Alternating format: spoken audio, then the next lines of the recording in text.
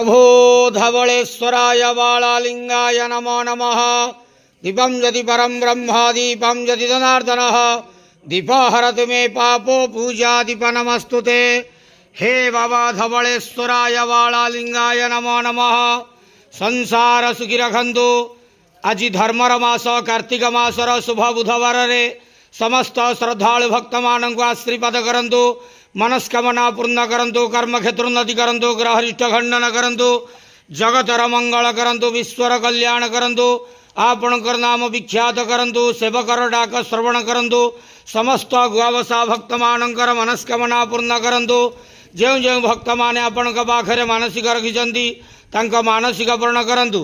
बाबा धवलेश्वराय बालालिंगाय नमो नमः। संसार सुखी रखंतु। आनंद गेवार हरि बोलो। आज धर्मर मास कार्तिक मासर शुभ बुधवार रे समस्त श्रद्धालु भक्त मानक आशीर्वाद करंतु। आनंद गेवार हरि बोलो। हर हर महादेव शिव शंभु।